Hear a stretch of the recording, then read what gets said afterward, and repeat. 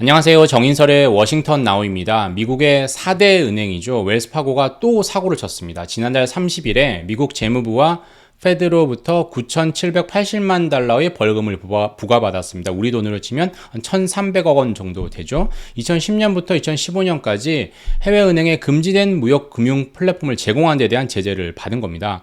웰스파고가 사고를 친 건 이번뿐만이 아닙니다. 지난해에는 어떤 일이 있었냐면 1,600만 명의 고객들에게 바가지 금리 씌우고 바가지 수수료를 책정한 혐의로 벌금과 고객 보상금을 합쳐서 우리 돈으로 거의 5조 원에 가까운 돈을 물어줬습니다. 역대 최대 벌금이었죠. 2016년에 또 어떤 일이 있었냐? 거의 은행으로 이게 과연 은행이 맞았냐 정도의 일을 저질렀습니다.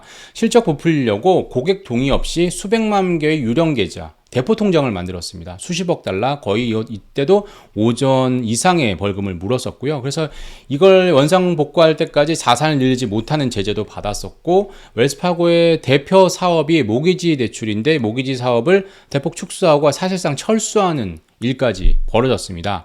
이러한 웰스파고 스캔들이 대형 금융사고가 만약에 지금 잇따라 발생했다면 웰스파고 운명은 어떻게 됐을까요? 실리콘밸리 은행 파산 이후 유럽의 크레딧 스위스 찍고 도이치뱅크 찍고 다시 찰스 슈왑이라는 그 증권사도 흔들렸는데 웰스파고까지 휘청거렸을 가능성이 컸습니다. 금융시장이 상당히 동요를 했겠죠. 그리고 지금이 또 어떤 때입니까? 지지난주까지만 해도 이 빨간 게 소형은행, 미국의 소형은행에서만 예금이 빠졌는데 지난주부터는 대형은행에서도 다시 예금이 빠지고 있죠. 이런 뱅크런이 일어나고 있는 상황에서 웰스파고는 괜찮을 거야? 대마불사가 통했을까요? 미국의 은행발 위기가 지금처럼 찻잔 속 태풍으로 끝날 것이다 라고 확신할 수 있을까요? 나아가서 인플레와 고용, 긴축엔 어떤 영향을 미쳤을까요? 이번 주엔 은행발 위기와 고용보고서를 중심으로 주요 이슈와 일정을 살펴보겠습니다. 웰스파고 스캔들 이번 사건은 사실 해프닝에 불과합니다. 그동안 너무 많은 죄를 저질렀기 때문에 이번 건 거의 경범죄 수준이고요. 너무 천문학적인 벌금을 많이 냈기 때문에 이번 9,700만 달러 정도는 되게 적은 소소한 액수가 되는 거죠. 그리고 또 웰스파고의 벌금 제재 공표 시점이 언제였습니까? 지난주 금요일이었잖아요. 지난주 금요일은 은행발 위기가 좀 잠잠해지던 때였습니다. 만약에 1, 2주일 전에 실리콘밸리 은행 무너지고 CS, 크레딧 스위스 막 흔들릴 때 웰스파고가 이런 얘기가 나왔으면 맞아. 웰스파고도 지난번에 이런 대형 범죄 저질렀지라고 하면서 도이치 은행처럼 막 흔들렸을 수도 있을 겁니다. 그래서 페드가 이 발표 시점도 잘 조정을 했던 것 같고요. 이렇게 위기 극복이 되느냐 아니면 또 다른 위기의 전조가 되느냐를 보여주는 또 사례가 있는데 아시겠지만 베어 스탠스죠. 2007년에 베어 스탠스를 누가 인수합니까? JP모건이 인수해서 위기 일단락 되는 듯 했습니다. 하지만 그 다음에 페니맥, AIG 흔들리면서 결국 리먼 브로더스 파산하면서 글로벌 금융 위기가 촉발이 됐었잖아요. 이번에도 그럴 수 있다라는 거죠. 또 반대의 경우도 있었습니다. 베어 스탠스 모먼트만 있었던 게 아닙니다. 2017년에 미국의 뉴올리언스에 있는 퍼스트 MBC 은행이라고 있습니다. 지역은행이었는데요. 자산 47억 달러, 예금 규모 35억 달러. 지역은행 치고는 거기선 좀 작지 않은 은행이었습니다. 2016년, 1년 전만 해도 파산은행이 없다가 2017년에 이렇게 파산을 하니까 다들 불안했죠. 그 당시가 또 금리가 올라가던 시점입니다. 2017년부터 금리를 올리던 시점입니다. 긴축을 하던 시점에 다른 지역은행으로 위기가 전이되는 것 아니냐 이런 불안감이 있었는데요. 하지만 기후로 끝났죠. 이번에는 이 두 가지 경우 중에 어디에 속할까요? 베어 스탠스 모먼트일까요? 퍼스트 MBC 모먼트일까요? 웰스파고와 찰스 슈왑 스캔들이 하나의 해프닝으로 끝날지 여부는 현재 은행발 위기가 2007년이냐 2017년이냐 어게인 2007이냐 어게인 2017이냐에 달렸을 것 같아요. 지금 현재로 보면 중간 어딘가 있겠죠. 여러분들은 2007년 2017년 어디에 더 가깝다라고 보는지 댓글로 여러분들 생각을 남겨주시면 좋을 것 같습니다. 은행 위기는 이렇고요. 은행의 시간은 그래도 좀 지나가고 있습니다. 은행발 위기가 좀 잠잠해지고 있죠. 인플레이션의 시대가 다시 도래하고 있습니다. 긴축의 시간이 왔다라는 거죠. 다시 페드 인사들은 이때를 기다렸다라고라도 한 듯 2% 물가 목표제 이룰 거야. 금리 인할 일 없을 거야. 해야 할 일 많다라고 얘기를 하고 있습니다. 매파적 발언을 쏟아내고 있습니다. 물론 다른 얘기도 있습니다. 파월 의장이 지난달 FOMC 후 기자회견에서 뭐라고 했습니까? 은행의 신용경색, 은행의 대출 축소가 기준금리를 한두 번, 한 번 아니면 그 이상이라고 했죠. 그 금리 인상 효과와 비슷하다라고 얘기를 했습니다. 은행들이 대출을 줄이면 시장 유동성이 줄어드니까 그것 자체가 긴축 효과가 있다라는 설명이었죠. 은행들의 대출 축소는 거의 기정사실, 정해진 수순입니다. 중소형 은행은 말할 것도 없고 대형 은행에서도 뱅크런이 일어나고 있기 때문에 조달 금리가 올라가서 그렇게 되는 거죠. 전체 이탈 규모는 줄고 있다라고 하지만 여전히 더 은행 예금보다 더 높은 금리를 주는 MMF로 돈이 몰리고 있습니다. 이렇게 되면 어떻게 되나요? 은행들은 그동안 거의 제로 금리로 수시입실수 예금이나 아니면 기껏해야 2, 3%대 정기 예금으로 자금을 조달해 왔습니다. 하지만 페드로부터 재할인율 그리고 즉시 대출을 받아오면 거의 5%에 육박하는 금리를 주고 돈을 받아옵니다. 즉 0%, 2%였던 게 5%, 즉 2배 이상이 됐다는 거죠. 결국에 고금리 조달을 해왔으니까 대출도 고금리로 나갈 수밖에 없고, 그러면 대출액은 전체적으로 줄고 연체율은 올라갈 가능성이 큰 거죠. 이런 상황에서 상업용 부동산이 가장 큰 위기의 어떤 도화선이 될 수 있다는 얘기가 있고, 은행의 옥석이 가려지겠죠. 뱅크런 때문에 조달금리가 급격히 올라졌으니까 은행의 수익성은 악화할 수밖에 없습니다. 그래서 다음 주부터 은행의 실적 스린이 본격화되는데요. 상황에 따라선 어떤 은행들의 생사 기로를 가르는 분기점이 될 수도 있을 것 같아서 실적 시즌도 잘 봐야 될 것 같습니다. 결국엔 기승전 인플레이션이죠. 상당히 중요한 발표가 지난주 금요일에 있었습니다. 유럽연합이 발표한 유로존 3월 소비자 물가였는데요. 6.9%, 전년 동기 대비 6.9%였습니다. 2월이 8.5%인데 3월이 6.9%로 뚝 떨어진 거죠. 1.6%포인트 하락했습니다. 둔화된 겁니다. 6%포인트 둔화는 1991년 유로존이 통계를 만든 지 거의 유로존 발족한 이후 거의 가장 큰 둔화폭이다라고 합니다. 이유는 당연히 기저효과 때문입니다. 러시아가 우크라이나 침공한 게 작년 2월이었잖아요. 3월부터 물가가 급등했습니다. 그래서 3월이 급등했으니까 올 3월은 기준점이 올라가 있으니까 기저효과를 누린다라는 거죠. 특히 에너지 물가가 많이 올랐죠. 실제로 2월까지 에너지 물가는 13.7%, 그전엔 40%, 30%였었는데 3월에 얼마였습니까? 0.9% 하락이었습니다. 결국 이것 때문에 기저효과 때문에 헤드라인 물가 상승률이 상당히 둔화됐다라는 거고요. 똑같은 패턴이 미국에서도 일어날 수 있겠죠.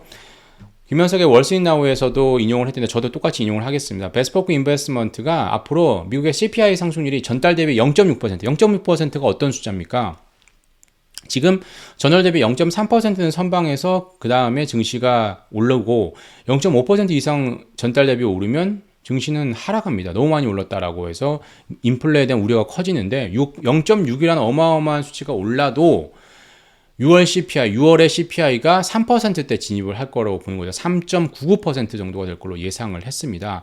이런 기저효과가 계속 가면 좋은데 이게 언제까지 간다?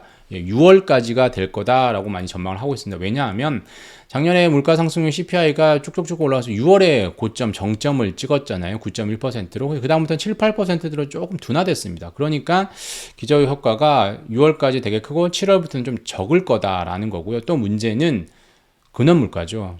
주거비와 임금이 안 떨어져서 서비스 인플레도 여전히 안 떨어지고 있습니다. 그래서 유럽의 3월 근원물가 상승률은 5.7%였고요. 전달이 5.6%였으니까 오히려 더 높아졌죠. 미국에서도 이런 근원물가, 끈적끈적한 근원물가가 재현되고, 즉 헤드라인 물가는 많이 떨어질 수 있지만 그거는 6월까지 기저효과가 있을 수 있고, 근원물가는 끈적끈적하게 계속 유지가 될 거다라는 게 미국에서도 계속해서 유지가 될 거고요. 그래서 페드가 금리를 동결은 할 수 있어도 인하는 하기 힘들다라고 보는 대표적인 이유가 되고 있죠.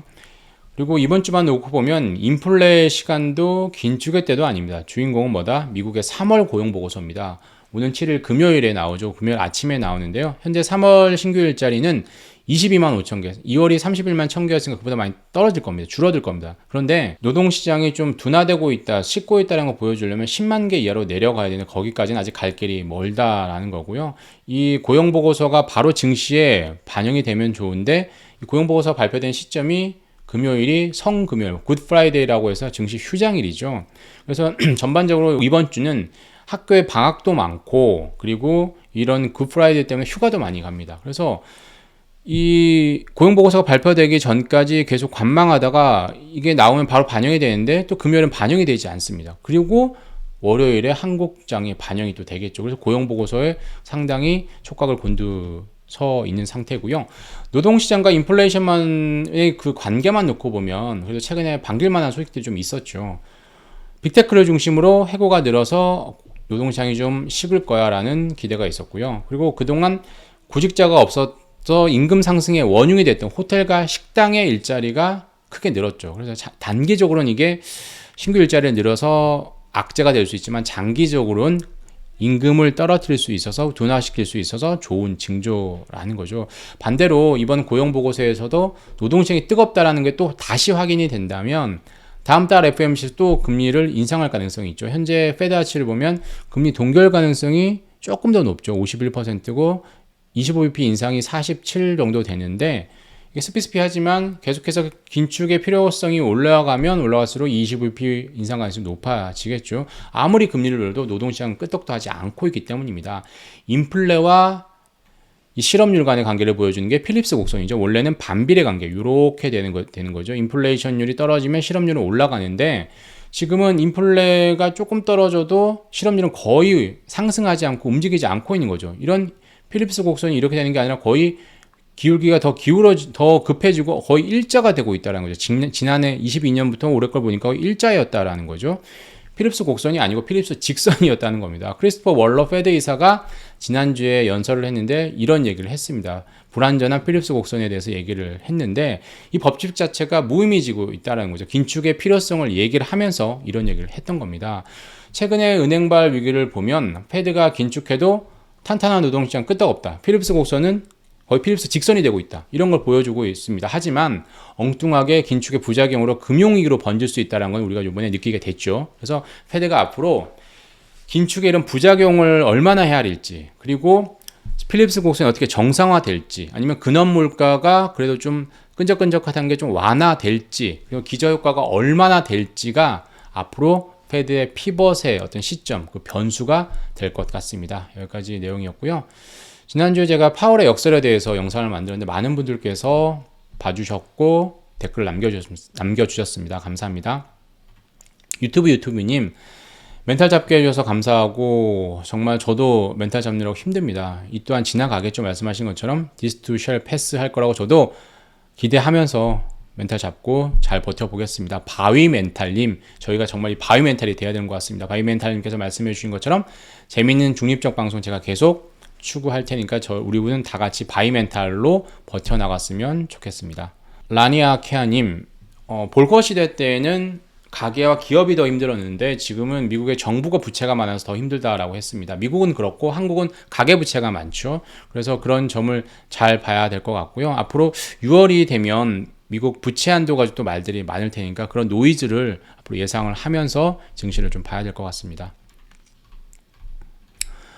상한가님, 중소은행이 망하거나 대형은행에 임수되면 어떻게 될지, 그리고 수혜가 어디가 될지를 말씀해 주셨는데요. 대형은행이 많아지면 경쟁이 덜하겠죠. 대형은행은 반드시 유리할 거고요. 한국처럼 되겠죠. 한국은 지금 은행과 은행의 제2금융 간의 차이가 많잖아요. 뭐 새마을금고, 저축은행하고는 금리 차이도 많이 나고 신용도 차이도 많이 나잖아요. 근데 미국 은행들은 그렇지 않습니다. 미국 은행이나 저축은행이나 지역은행들이나 규제는 강도는 달라도 할 수 있는 건 거의 비슷하거든요. 근데 대형은행 중심으로 재편이 되면 한국처럼 이렇게 레벨 차이, 어떤 차이가 좀 나는 형태로 바뀔 수 있지 않을까 하고, 수혜주가 어딘지는, 대형은행 왜 어떤 수혜주가 있는지는 저도 잘 모르겠습니다. 여러분들이 좀 아시면, 좀 예상을 할 수 있으면 수혜주가 어디가 될지 한번 댓글로 좀 남겨주시면 좋을 것 같습니다. 오공소님, 제가 지난주에 구독, 좋아요, 댓글, 구조대 인증을 해달라고 했었잖아요. 오공소님 댓글 하셨는데 구조대 인증 앞으로도 많이 해주시고요. 도희남님 이 채널 너무 좋다라고 하셨는데 저도 도희남님 너무 좋으니까 꼭 얘기를 해주시고요. 동규님, 인철이형, 저는 정인설인데 저보고 인철이라고 했습니다. 제가 요식업계에서는 인철이로 불립니다. 제가 식당에 정인설 이름으로 내 자리 예약해주세요 라고 하면 항상 정인철 이름으로 예약이 돼 있습니다. 그래서 요식업계와 식당에서는 제 이름이 정인철이라서 저는 이 인철이라고 하는 것에 대해서 상당히 익숙합니다. 줄타기님, 70대에는 어렵다고 하셨는데 70대에도 재미있는 중립방송이 될 수 있도록 저도 좀 더 고민을 하겠습니다. 누리동아님, 제가 지난주에 은행 위기가 평판 위기, 레퓨테이션 크라이시스라고 제가 얘기를 했었죠. 그래서 신조어를 제가 많이 만든다고 하셨는데, 빅스텝, 자이언트 스텝도 제가 제일 처음 썼다라고 얘기를 하셨는데, 빅스텝은 원래 있었던 말이고요. 50bp 인상. 자이언트 스텝을 제가 처음 썼었죠. 그래서 제가 욕도 많이 먹었는데요. 원래 자이언트 스텝이라는 건 원래 있는 말인데 이걸 페드의 금리 인상 75bp 인상으로 결부 지은 걸 제가 먼저 했었는데 누리동아님이 정말 저에 대해서 좀 많이 아셔서 한 어떤 분인지 덜 갈수록 더 궁금해집니다. 전기차 보조금 규정이 지난주에 나왔었죠. 생각보다 잘 나와서 우려했던 것보다 잘 나와서 한국의 배터리 수혜를 많이 입을 것으로 보이는데요. 앞으로 중국 원료, 배터리 원료와 소재를 얼마만큼 덜 쓰느냐가 더 성공의 그 어떤 크기를 결정하는 변수가 될 것 같습니다.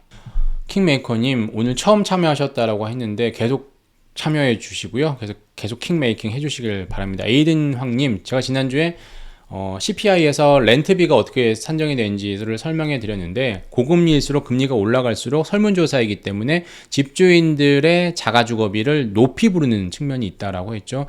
에이든 황님도 그러시는 것처럼 금리가 올라가면 내가 금리 부담이 많아질 것 같아서 렌트비를 이 정도 현재 버는 것보다 더 많이 받아야 될 거라고 해서 그렇게 대답하기 때문에 조금 거품이 낄 수 있다라는 걸 말씀을 드렸었죠. 김효신님, 제가 지난주에 파월의 역설이라고 얘기를 했었잖아요. 금리를 올려도 물가는 못 잡고 오히려 은행발 위기만 조장할 수 있다라고 해서 파월의 역설이라고 했는데요. 그린스펀의 수수께끼라는 게 있죠. 그린스펀의 역설이라고 금리를 올렸는데 오히려 장기 국채 금리가 오르지 않거나 떨어졌었죠. 그 당시에 중국이나 아시아 국가들이 미국 국채를 매집해서 그럴 때 일어난 일인데 그래서 그거에 빗대서 제가 파월의 역설이라고 파월의 수수께끼라고 한 거지 똑같아서 한 얘기는 아니니까 이해를 해줬으면 좋겠습니다. 손정우님, 제2의 리먼 사태가 있는 건 아닌지 불안한다라고 하셨는데 이게 없도록 저희가 계속해서 주시하면서 가야 되겠죠.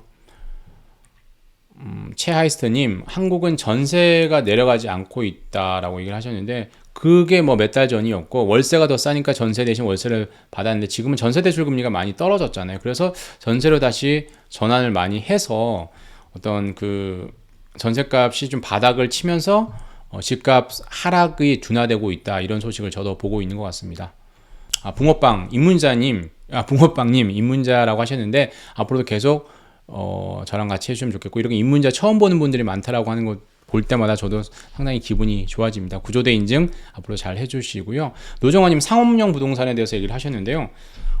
최악은 이제 연체율이 올라가면서 대출 축소, 대출 회수를 하면서 은행의 위기가 실물의 위기로 전이되는 거고요. 좀 좋은 결말은 연체율이 오르더라도 좀 덜 올라서 은행 수익성에 많은 영향을 미치지 않아서 연착륙을 하는 거겠죠. 후자가 될 수 있도록 저도 바라고 있습니다. 전세원 앵커님, 한경TV를 대표하는 앵커였죠. 지금은 다른 곳에서 새 출발을 하셨는데 고맙습니다라고 하셨는데 우리도 뭐 전세원 앵커님의 앞으로 건승을 위해서 저도 계속 기원하고 응원하겠습니다. 그레이스님, 구조대 인증, 구독, 좋아요, 댓글 인증에 힘입어서 더욱더 힘을 내서 저도 다음 주에 더 좋은 영상으로 여러분들을 찾아뵙도록 하겠습니다. 오늘은 여기까지 하고 저는 다음 주에 다시 찾아오겠습니다. 감사합니다.